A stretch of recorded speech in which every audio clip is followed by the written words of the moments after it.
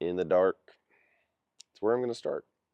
Might as well, because most of you are in the dark. Maybe. Anyway, 97 crew cab OBS dually. Proudly bought in Missouri. Drove down here. White paint problems, so had to buy another one just so I can make this thing happen. Plans are bagged on 24s, bought a bunch of parts for it. I've done a handful of work on it. But you know what happens when you start digging into a truck, especially one of this 454 era? It's super fun. Have you ever seen a 6-piece exhaust manifold? Let me show you. Yeah, so all of this was just completely cracked out. And actually in the truck. So it's time to get it into the shop. But there's a problem. And that's what I'm actually here to talk about. It's not about the truck. It's about me. Because I got problems, obviously. I got this shop. And for now, this is just Rack City. This used to be the coffee room where people would come in here and hang out. They would wait on their car to get worked on and stuff, because the person that had this shop used to do vehicle maintenance and whatever.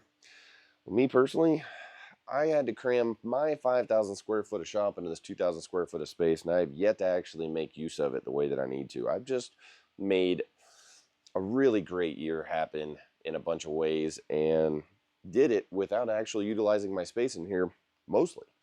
The bad part about it is that I've got like this leftover stuff here from my job, but there's this Fidal CNC sitting here along with all kinds of stuff. So let me show you the show. Pallet racks with motorcycles on them, CNC equipment, woodworking equipment, fabrication equipment, more motorcycles under the pallet racks, and the list kind of goes on. And the thing is, and there's Moo. Say what's up, Moo. Moo's hanging out.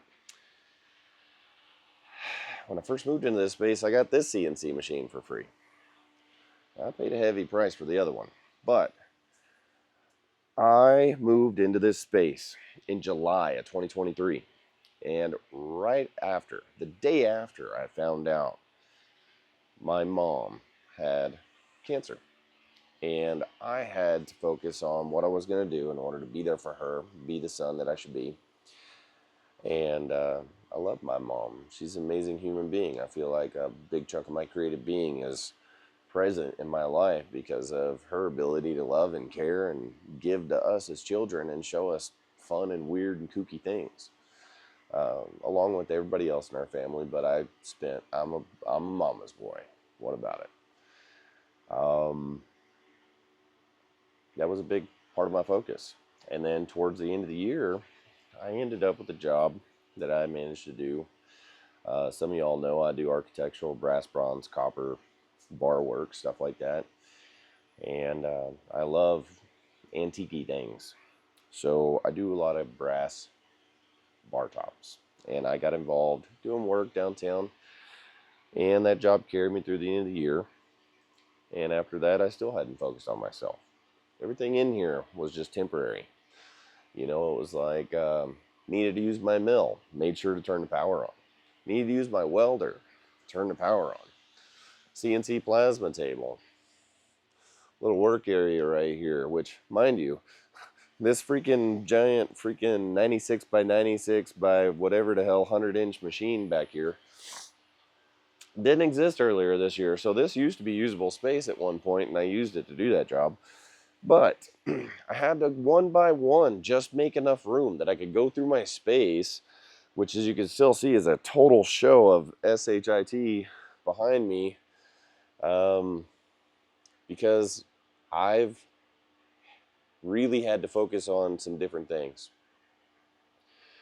And those of you that know me know my creative being, the kind of things that I do, where I come from, whatever. But we'll get back to who it is I am and what I do at another point. This is more about why I am the way I am right now. This is a self-accountability, and this is also to let other people know that it's okay to talk about these things, so that you can also recreate yourself, and like have a journey into creating yourself and being okay with it. I wanted to start this series so that I could get more back into the who I am. And I am just now learning again who I am after a long journey in learning again who I am and how to love myself and be myself.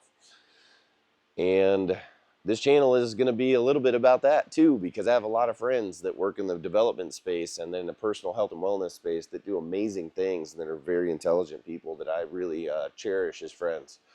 And so I want to be able to speak about the fact that after 6 months of being in this place, I was like, yeah, I'm gonna do this thing. I'm gonna make things happen. I was really excited because I thought I had some momentum with some things, and I did. And I mean, I bought the machine and had some other things happen, and then blissfully was distracted with an amazing opportunity that has carried me through the year.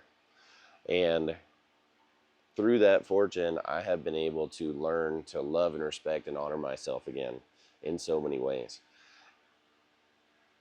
And because of that, I found personal health, physical health. Like, I'm not big fat moose anymore. Not that I was fat, but I mean, I lost 40 pounds this year. I quit drinking. I'm not a stickler on sobriety, but I believe that it has contributed greatly to me not having the extra weight on me. It's given me clarity. It's given me peacefulness. And one of the things that I've really worked on the most over the last year is being patient with myself first.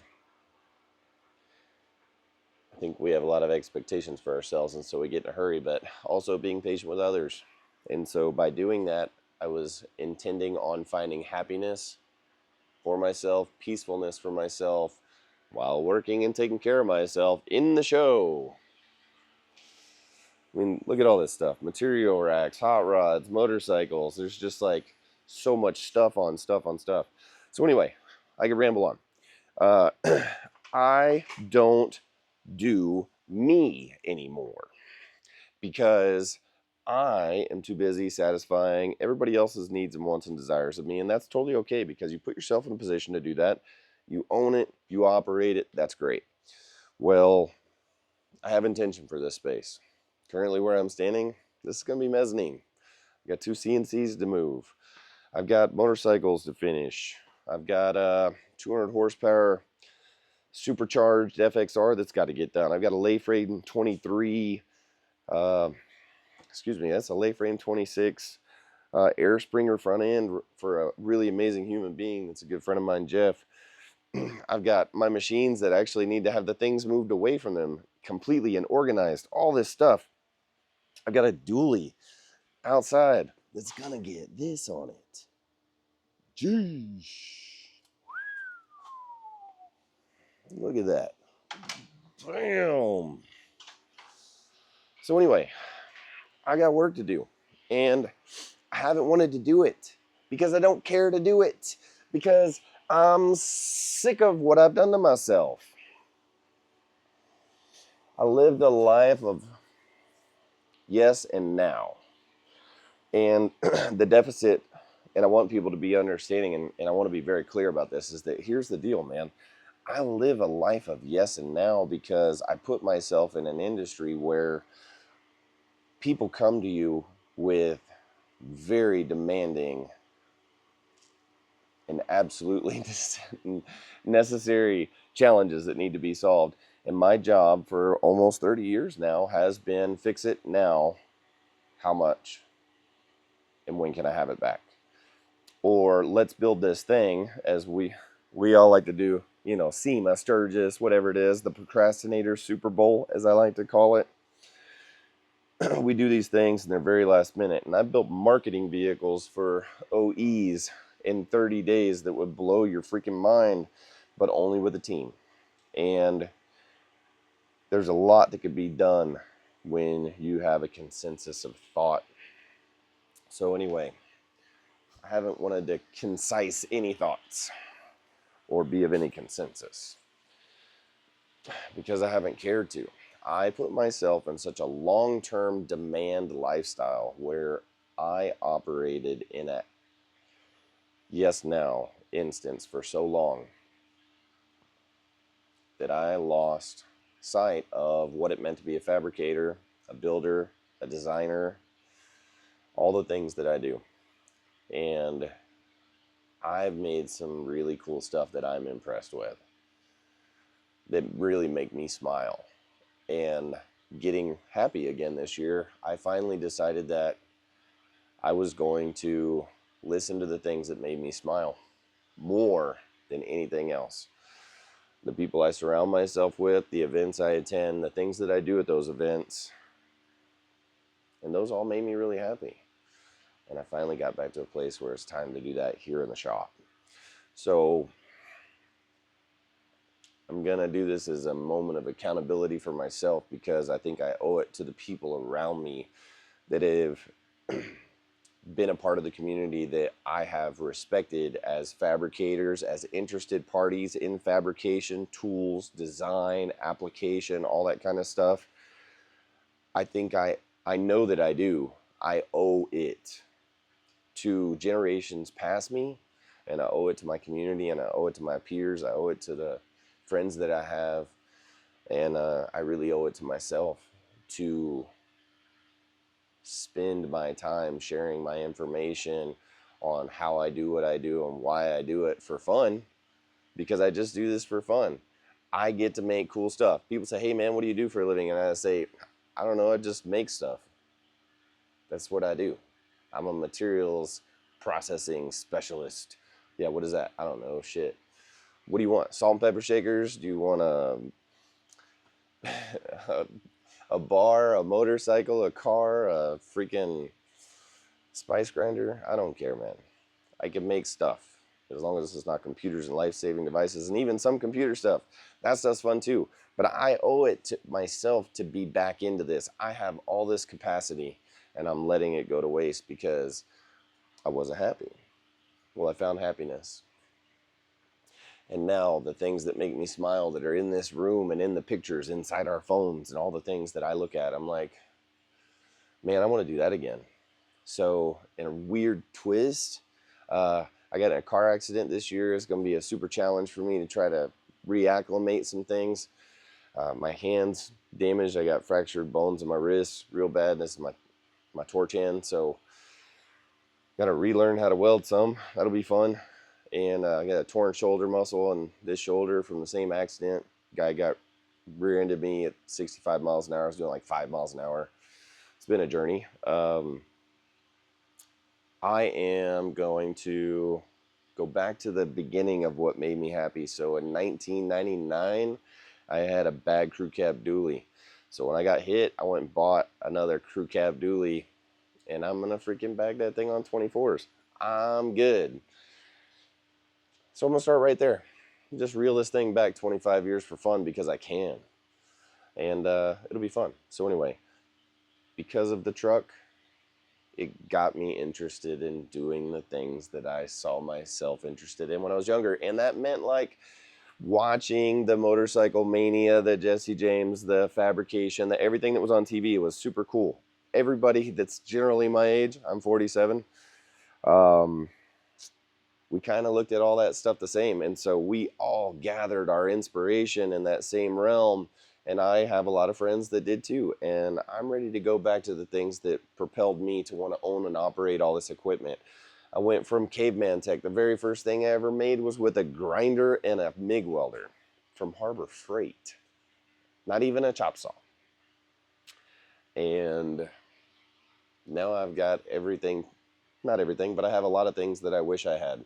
And if my younger self could see the tools that I had right now and my lack of motivation that I've had in recent months to actually be creative and do things cool and fun, he'd be really mad at himself. So I don't want to disappoint my past self anymore. And I want to honor the journey that I've had because it's been blissful, honestly.